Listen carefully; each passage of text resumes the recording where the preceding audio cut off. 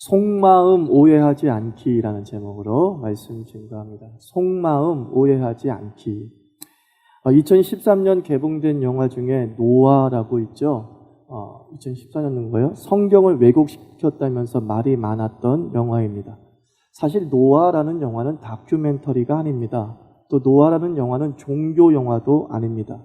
단지 상업 영화일 뿐이죠. 성경의 이야기를 모티프로 해서 각색한 판타지 영화가 노아라는 영화예요.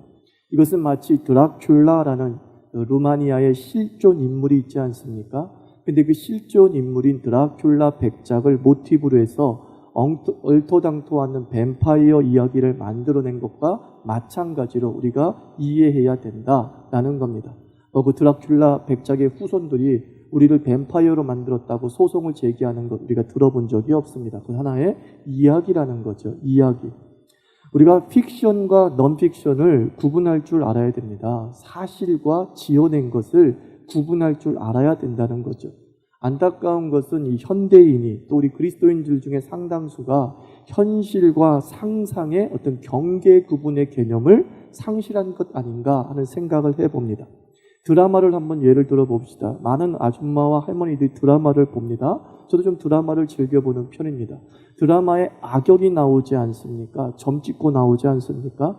근데 할머니들이 그 악역을 밖에서 만나면 배우인데 그 배우가 마치 실제 악한 여자고 남자인 줄 착각해서 욕하고 침뱉은 적도 있었다라고 하지 않습니까? 픽션과 논픽션을 구분하지 못하고 있는 겁니다. 그래서 요즘은 그 상상의 이야기일 뿐인 이야기일 뿐 실제 이야기가 아닙니다라는 그 친절한 설명까지 자막으로 내보내지 않습니까? 이거는 상상 허구의 드라마입니다. 착각하지 마십시오 라고 친절하게 설명해 줘야 될 정도로 우리가 이 현실과 상상의 경계 구분의 능력을 상실하고 있음을 보게 됩니다. 어떤 사람은 그 노아라는 영화를 가지고서 이렇게 얘기합니다. 저도 그게 판타지 영화인 줄 알아요. 그런데 비기독교인이 성경을 좀 오해하게 되지 않습니까? 라고 말을 합니다. 저는 이런 생각을 해봤어요. 모르고 있던 사람이에요. 모르고 있으나 성경을 오해하고 있으나 달라질 것은 아무것도 없다고 봐요. 노아가 성경에 있었어? 몰랐던 사람이에요. 근데 영화를 통해서 성경에 노아가 있었어 라고 근데 잘못 알고 있어요? 그러나 모르고 있으나 잘못 알고 있으나 아무런 관계가 없는 거죠. 저는 도리어 기회가 아닌가 싶습니다. 그 사람이 성경을 전혀 모르고 있었다고 한다면 대화거리가 생기지 않습니다. 예전에는 좀 성경 이야기하려고 복음을 이야기하려면 내 앞에서는 종교의 종자도 꺼내지 마 라고 했던 사람이 노아 같은 류의 영화를 본 다음에는 자연스럽게 성경 이야기로 들어간다는 겁니다. 야, 성경에 진짜 이런 이야기가 있냐? 도리어 나에게 물어본다는 것이죠.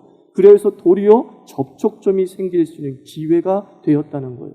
판타지 영화로 말미암아 아니 사실은 그게 아니라 라고 하면서 귀를 쫑긋 세우면서 그가 들을 수 있는 접촉점이 생겼던 도리어 호기가 아니었는가 하는 그 생각을 가져보게 됩니다.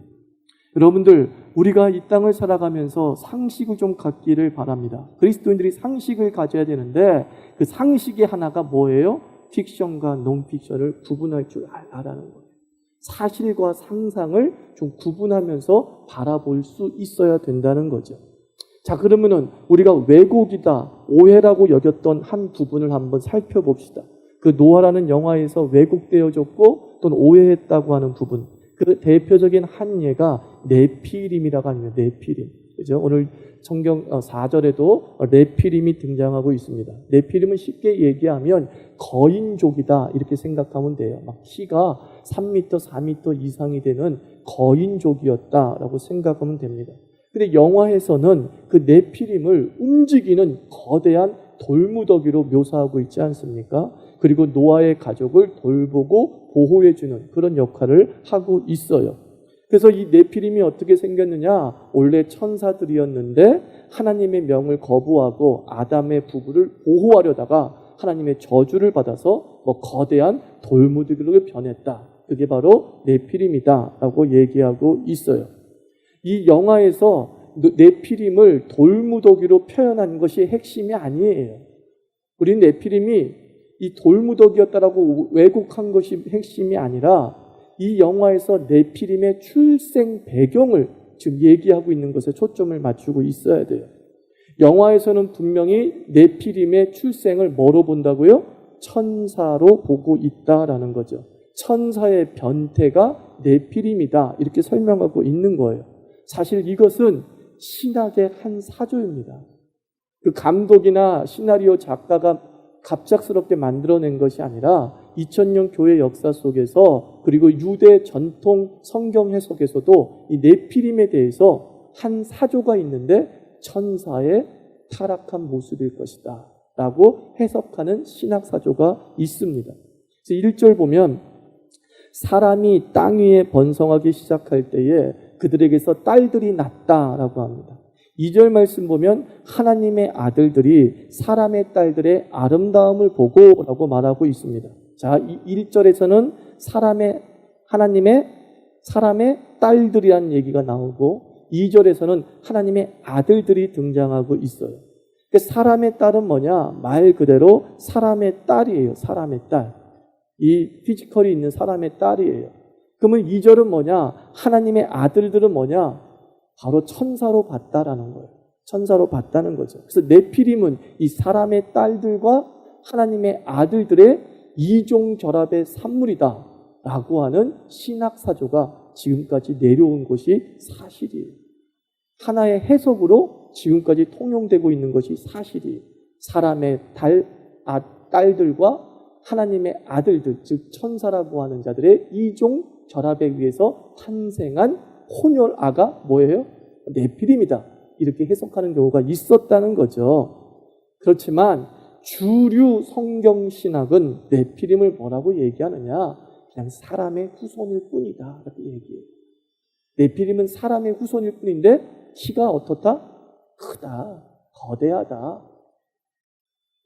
거인족이다. 아니면은 좀 더 보통 사람보다 근력이 강한 용사였다라고 얘기를 합니다. 왜냐하면 우리 사람들이 낳고 있는 중에 최용만 같은 큰 사람 나와요, 안 나와요? 나오잖아요. 그것과 같이 사람의 후손이다라고 보는 것이 성경신학의 주류 해석이에요. 그리고 사람의 딸들은 누구를 얘기하느냐? 가인으로 보는 거죠. 가인의 후손들, 다른 말로 뭐예요? 하나님을 대적하는 무리를 일컬어서 사람의 딸들이라고 우리는 해석하고 있습니다. 그러면 하나님의 아들들은 누구냐? 셋의 후손으로 보는 것이죠. 우리가 아담과 하와가 아들을 낳았을 때 가인과 아벨을 낳았고, 가인이 아벨을 죽여서 아벨 대신 주신 하나님의 아들이 누구예요? 셋이라고 말씀을 드렸죠. 그 셋의 후손은 다른 말로 어떻게 해석돼요? 하나님을 경외하며 예배하는 무리를 셋의 후손으로 보는 것이죠. 즉 사람의 딸들은 타락한 인간의 전형을 보여주고 있는 거고, 하나님의 아들들은 셋의 후손으로서 여전히 하나님을 경배하고 순종하는 무리를 말하는 것입니다. 바로 인류의 타락, 심판 직전의 그 혼란의 상황이 어디에서 비롯되어졌느냐? 이 경건한 무리들이 경건치 못한 무리와 어울리면서 그 경건성을 상실하기 시작했다라는 거죠. 3절 말씀 보면 여호와께서 이르시되 나의 영이 영원히 사람과 함께하지 아니하리니 이는 그들이 육신이 됨이라. 그러나 그들의 날은 120년이 되리라. 이 말씀이 있습니다. 이것도 많이 오해하는 부분이고 왜곡된 해석들이 있죠. 인간의 향수가 창세기 5장까지는 다 900살 이상이에요. 그죠? 제일 오래 산 사람이 누구예요? 무두셀라. 960? 두루셋을 살았다고 이렇게 다 외우고 있잖아요. 근데 6장에 들어와서, 창세기 6장에 들어와서는 급격하게 그 인간의 향수가 낮아지는 거죠. 그 이유가 뭐냐면 오늘 말씀하신 3절에서 하나님이 인간의 향수를 120년으로 정했기 때문이다 라는 겁니다. 실제로 보니까 120세까지 사는 사람 없지 않느냐? 이것은 바로 하나님이 그 향수를 정했기 때문이다. 이렇게 해석을 하는 경우도 있어요. 근데 또 하나의 해석이 뭐냐면 우리 대한민국이 나온 위대한 이단 중에 하나가 베레아 이단이 있어요. 베레아 이단. 저 구로동에 성락교회 김기동이라고 하는 사람이 주창한 신학이에요. 주창한 신학. 이 사람은 뭐라고 얘기하냐면은 120년을 인간이 120년을 사는데 예수 믿지 않고 죽은 사람이 120년 전에 죽으면 남은 기간 동안에 귀신으로 활동한다는 거예요. 그러니까 내가 80살에 죽으면 몇 년 동안 귀신이 되는 거예요? 40년 동안 귀신이에요. 근데 내가 암으로 죽으면 내가 무슨 귀신이에요? 암 귀신으로 활동하는 거예요. 예수 믿지 않은 사람이. 여러분 웃잖아요. 근데 거기 10만 명이 빠졌어요. 여러분 웃는데 10만 명이 빠졌어요. 거기서 매일 예배의 한 요소가 뭐예요? 축사잖아요. 귀신을 쫓아내요. 이 암귀신아 물러나라. 구체적으로 뭐 백혈병 귀신아 물러나라. 이렇게 얘기하는 거죠. 왜? 예수 믿지 않는 자들이 120년 전에 죽어서 귀신으로 활동하고 있다. 이렇게 해석을 하는 거죠. 참 어이없는 해석인데도 불구하고 많은 사람들이 뭐라 그래요? 카리스마 있다. 듣도 보도 못한 해석이 돼. 이러면서 받아들이기 시작을 한다는 거죠. 여러분 120년이 뭐냐? 하나님 인간의 실제적인 향수를 얘기하는 것이냐? 그렇게 볼 수도 있지만 120년 이상 사는 사람 있어요? 없어요? 있잖아요. 기네스북에도 나오잖아요. 그죠? 127세까지도 산 사람이 있음을 우리는 분명히 기록 이후의 시대에 찾아볼 수 있습니다. 그럼 하나님의 말씀이 얼토당토 않는 그런 숫자가 돼버리고 많은 것이죠. 120년을 인간의 개인적 수명 또는 뭐 귀신의 시간 이렇게 보기보다는 주류신학입니다. 주류신학. 90% 이상의 성경신학, 성경 주석은 이 120년을 뭐라고 보느냐? 인류 심판까지의 남은 기간으로 보는 거예요. 뭐라고요? 인류 심판까지의 남은 기간이에요. 남은 기간. 자, 우리가 창세기 6장에서 족보를 살펴보진 않았지만 그 중에 가장 오래 산 사람이 누가 있어요? 무두셀라라고 그랬어요. 이 무두셀라라고 하는 사람의 이름의 뜻이 있는데 그 이름의 뜻 중에 하나가 뭐냐면 그가 죽을 때 그 일이 일어나리라. 그런 뜻이에요. 그가 죽을 때 그 일이 일어나리라. 그러면 무두셀라가 죽을 때 무슨 일이 일어났느냐? 바로 노아의 홍수가 일어났어요. 노아의 홍수가. 요 부분은 노아라는 영화에서도 그렇게 드러내주죠. 그렇게 드러내주죠. 그러니까 이 120년은 뭐냐면 노아에게 심판을 말씀하시고 방주를 만들어 완공될 때까지의 시간이다라는 거죠. 그래서 7절 보면 내가 이르시되 내가 창조한 사람을 내가 지면에서 쓸어내리다. 하나님께서 심판을 예고하셨어요. 심판을 경고하셨어요. 그리고 심판이 실행되기까지 몇 년 걸렸다는 거예요? 120년이 걸렸다고 봐는 것이 옳다라는 거예요. 그게 아주 이상적인 해석일 수밖에 없어요. 히브리 사람들에게, 이스라엘 사람들에게 12라는 숫자는 어떤 의미를 가지고 있냐면 12는 완전수예요. 완전수. 조금도 부족함이 없이 완전하다라는 그런 뜻을 가지고 있는 게 10이라는 숫자의 의미예요. 그러니까 이스라엘 민족이 몇 지파예요? 12지파. 12지파는 뭐예요? 하나님께서 완전한 민족을 만드셨다. 그런 뜻이에요. 예수님의 제자는 몇 명이에요? 12명이에요. 그는 12지파를 상징하기도 하지만 그 12에서 뭐예요? 하나님의 사명자로서 충분한 숫자다. 라는 의미를 가지고 있는 것이죠. 그러니까 120년은 12 곱하기 몇이에요? 10이에요. 10이라는 숫자의 개념이 들어가 있는 것이 120년이란 말이에요. 그러니까 이 120년은 무엇이겠습니까? 심판의 충족성이에요. 이들이 심판당할 수밖에 없을 정도로 죄악이 어떻다는 거예요? 충만했다라는 거예요. 하나님께 우리가 변명할 수가 없는 그런 하나님 앞에 안타까움이 가득 차 있는 상태였다. 라고 숫자라는 의미로서 우리에게 설명해 주고 있다고 보는 거죠. 단순히 심판의 충족성만을 얘기하는 것이 아니라 이 120년의 숫자는 이런 의미도 가지고 있어요. 기회의 충분함. 기회의 충분함. 노아가 몇 년 동안 방주를 지었어요? 120년 동안 방주를 지었어요. 그것은 예언 활동이 포함된 것이죠. 120년 동안 노아가 한 일은 방주만 짓는 게 아니에요. 방주를 짓는 것 자체가 예언이죠.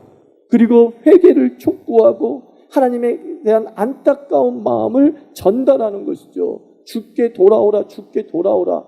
충분히 우리가 상상할 수 있는 겁니다. 성경에서 그 모든 것을 생략하고 방주를 지었다만 얘기하고 있지만 도대체 하나님의 사람인 노아가 120년 동안 뭐 했겠냐는 거예요. 그죠?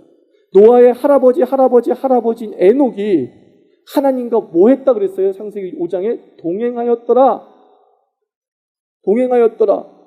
그 속에서 하나님의 메시지를 전하며 살았더라라고 하는 의미가 담겨져 있어요.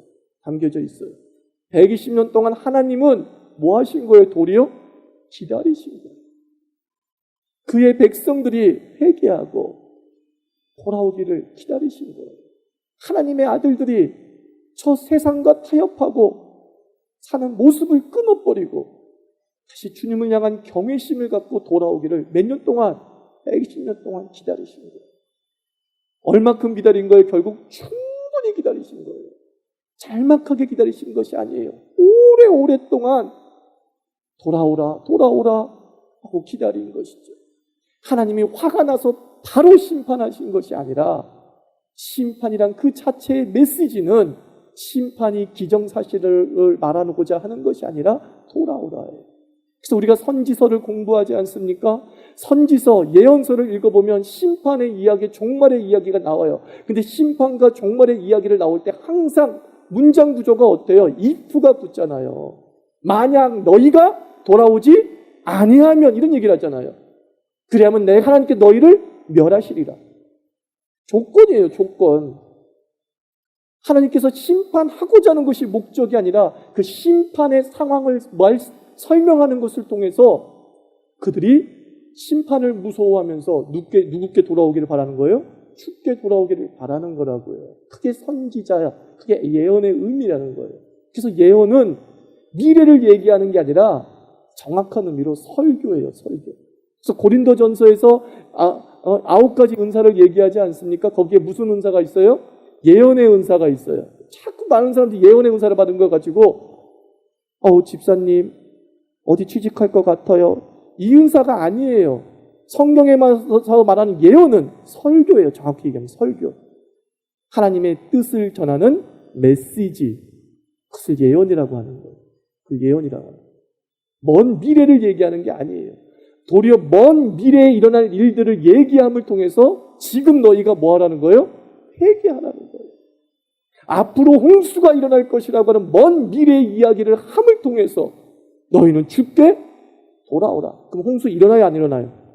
안 일어나는 거예요. 안 일어나는 거예요. 이렇게 하나님은 자기 백성을 향해 오래 참으시는 거예요. 많은 비그리스도인들이 하나님은 너무 잔인하고 우유부단하고 즉흥적이고 자기가 만든 사람을 막 그렇게 망가뜨리고 그래요. 더 웃긴 건 그 얘기를 듣고 있는 우리 그리스도인들도 맞아, 맞는데 나도 그렇게 생각하는데 설명을 못하는 거예요. 뭐예요? 나도 똑같이 하나님을 오해하고 있는 거예요. 마치 이것은 이것과 똑같은 것입니다. 애가 말을 안 듣면 너 내일부터 집에 들어오지 마. 그러면 바보 같은 아들은 그날 안 들어와요. 그 다음날. 너 왜 안 들어오니? 엄마가 들어오지 말라 그랬잖아요. 들어오지 말란 얘기예요? 아니잖아요. 난 너한테 화났다. 그러니까 너 좀 어떡하라? 내 말 좀 들어다오. 이런 경고의 메시지잖아요. 이것과 똑같다는 것입니다. 우리가 하나님의 속마음을 읽을 줄 알아야 돼요. 내게 벌어진 지금의 현상이 하나님의 속뜻이 아닐 수 있습니다. 그래서 예레미야 예가 3장에서 하나님께서 뭐라고 얘기해요? 나의 본심은 너에게 재앙과 쑥을 줌이 아니라 나의 본심은 너희에게 평안과 소망을 주려 함이라. 자꾸 이스라엘 백성이 오해하고 선지자 예레미야조차도 오해하니까, 하나님의 마음을 오해하니까, 야, 내 마음이 그게 아닌 거 알잖아. 내가 왜 너에게 쑥을 주고 담즙을 줬겠니? 결국은 내 마음은 궁극적으로 너희가 평안하기를 원하고 너희가 소망을 갖기를 원하는 게 내 마음이잖아. 예레미야도 오해하는데 우리는 오죽하겠어요, 사실. 그죠?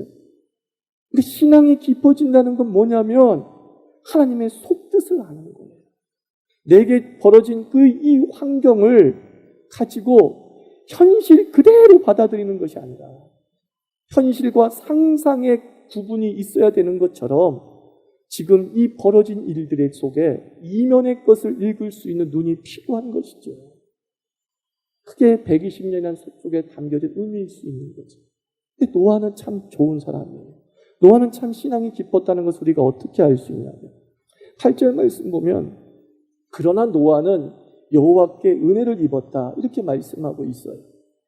근데 NIV 성경을 읽어보니까 이렇게 얘기하더라고요. 제가 그냥 직역을 해드릴게요. But 그러니까 노아는 여호와의 눈에 가득한 은혜를 발견했다 이렇게 이야기했어요. 지금 이 8절은 좀 수동적인 의미로 해석을 해놨잖아요. 그죠? 노아가 수동태가 된 거야. 하나님이 은혜를 줬고 수동태가 된 거야. 근데 NIV에서는 노아를 능동적으로 표현하고 있는 거예요. 그 은혜를 뭐 했다? 봤다. 발견했다. 이렇게 얘기해요. 그러니까 상상을 한번 해보십시오. 하나님께서 노아에게 7절, 6절을 통해서 얘기합니다. 내가 이 땅을 다 쓸어버릴 거야. 그때 순간 노아가 어땠다는 거예요? 노아도 갑자기 하나님에 대해서 화가 난 거야. 아니면 절망한 거야. 어떻게 이럴 수가 있어, 하나님.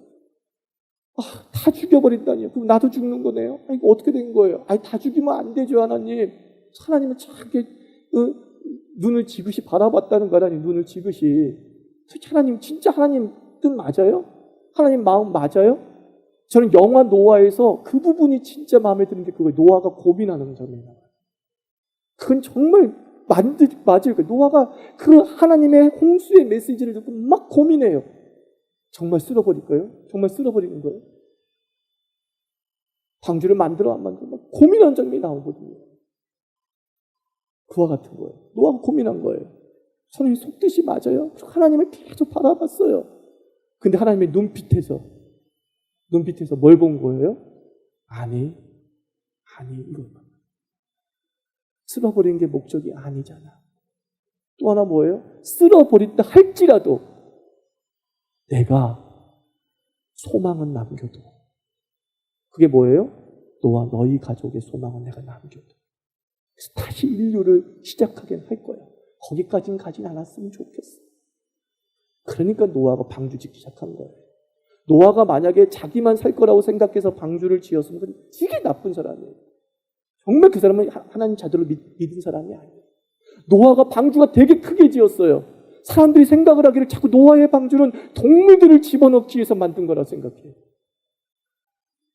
여러분 생각해 보십시오. 하나님이 그렇게 잔인한 분이에요? 하나님이 동물만 살리려고 그렇게 방주를 크게 짓게 하셨을까요? 아니잖아요. 사람도 집어넣어. 안타깝게 거기에 사람이 별로 안 들어간 것이죠. 결과론적으로 안 들어간 것이죠. 동물용 방주가 아니에요. 그건 뭐예요? 구원용 방주죠. 구원용 방주. 하나님의 사랑하는 사람, 죽게 돌아오는 사람을 다 살리고자 하고자 하는 마음으로 거대한 방주를 지은 거죠. 노아가 그 뜻을 아니까 난 노아가 자기가 할 수 있는 최선의 크기의 방주를 만들었다고. 더 크게 지어야 뭐예요? 더 많은 사람이, 더 많은 구원이 이루어지니까 더 크게 지었다고 보는 거죠. 사랑하는 성도 여러분, 하나님이 여러분을 사랑하시는 것을 믿습니까? 하나님이 나를 도우실 것을 믿습니까? 그 하나님께서 내게 권능의 오른손을 펴서 나를 이 구덩이에서 건지실 것을 믿습니까? 그런데 현실은 그와 같지 않게 보일 때가 있습니다. 너 밖에 나가! 라고 하는 얘기를 들을 수도 있습니다. 그때 우리가 해야 되는 뭐예요? 말을 믿지 말고 속을 보자는 거죠. 무슨 말이지? 하나님 무슨 뜻이죠? 왜 그런 말씀하셨죠? 속마음을 읽으면 오해가 생기지 않는 거죠. 그런 거예요. 요즘 우리나라 남편들도 굉장히 퉁퉁거리잖아요. 그렇죠? 그렇지 않습니까? 뭐 생일 같은 데서 뭐해? 근데 뭐예요? 그 속마음은 생일해줘. 그런 뜻이잖아요. 사실은 이런 거 해서 어색하게 막 이런다고요. 근데 어색해도 좋으니까 해줘. 그게 속마음이죠. 근데 아내들이 그거 잘못 알고서 우리 남편은 그런 거 싫어해. 그런다고요. 세상에 케이크 갖다 주는 거 싫어하는 사람이 어디 있습니까? 제가 매년마다 우리 권사님들이 제 생일 잔치를 해줍니다. 제가 맨날 그래요. 저는 그런 거 안 했으면 싫어요. 정말 싫을까요? 속마음을 속마음을 딱 읽어보면서 그 속을 맞춰주고 하면 서로가 오해가 생기지 않고 무엇을 발견하게 되어 은혜를 보게 될 줄 믿습니다. 나를 향하신 충만하신 하나님의 은혜가 그 눈에 가득 담겨져서 내가 너에게 소망을 주리라, 내가 너를 남겨두리라 라고 하는 그 은총의 메시지를 듣는 그리스도인이 될 줄 믿습니다. 기도합시다.